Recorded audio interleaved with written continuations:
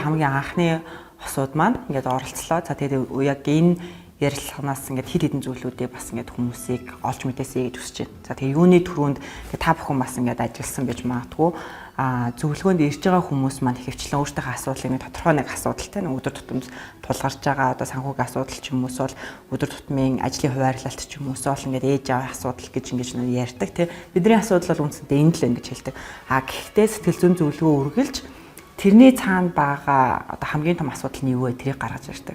Тэгэхээр ингээд сэтгэл судлаач нарын хувьд одоо бид нэр хамгийн анх ингээд зөвлөгөөнд орж ирэхдээ энэ хүний асуудал нь энэ байж магадгүй гэдэг таамаглалтай байдаг.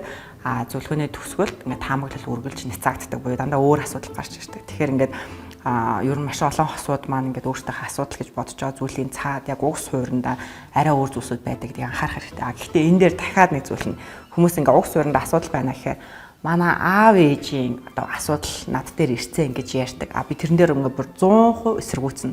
Хизээч ингээд үндсэн ээж аавах нь одоо ингээд яаж хоорондоо маргалтдаг байсан, тэ эсвэл архины хэрэглээ ямар байсан, эсвэл одоо санхүүгээ яаж авч явдаг байсан тэр чигээрээ 100% хүүхдүүдийн амьдралд орж ирнэ шийдэж байдаггүй.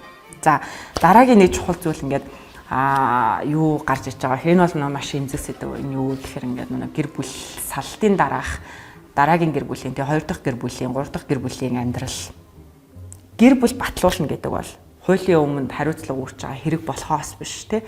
Тэр хоёр хүн насан туршдаа хамт амьдрах ингээд сэтгэл зүрхээ зориулна гэдэг энэ одоо хайр сэтгэлийн насан туршийн тэр амьдралын одоо баталгаа биш ээ.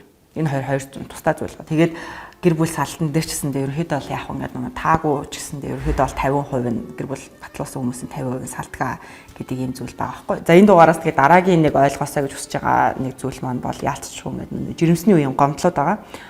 За энэ жирэмсний үеийн эмэгтэйчүүдийн гомдол зөвхөн эмэгтэй хүмүүст хамгийн их түгээмэл байдаг.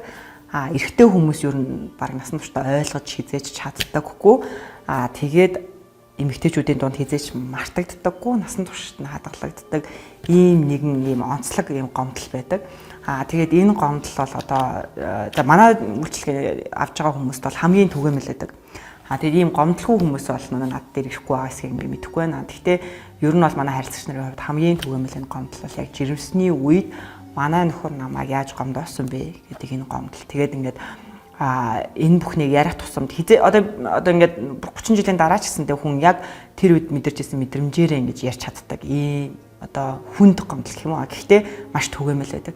Тэгэхээр энэ түгээмэл имий чинь тий ингээд түгээмэл имий чинь хүн болгол мэдэрдэг юм байна. Ингээд нэг л удаа мэдрээв штэ гэж ердөөсөө ингэж одоо хандаж болохгүй. Яагаад энэ гомдол ингэж их түгээмэл үүсээд байгаа юм бэ гэхээр жирэмсний үед нөхрүүд яах ёстой юм бэ гэдгийг мэдэхгүй байгаатай би бол шууд холбоотой гэж хэлэн болдог. Тэгэхээр энэ зүйл дээр ингээ ялангуяа анхлан болж байгаа хүмүүсийн хувьд бол ингээ маш анхаарах хэрэгтэй. Бүр маш анхаарах хэрэгтэй.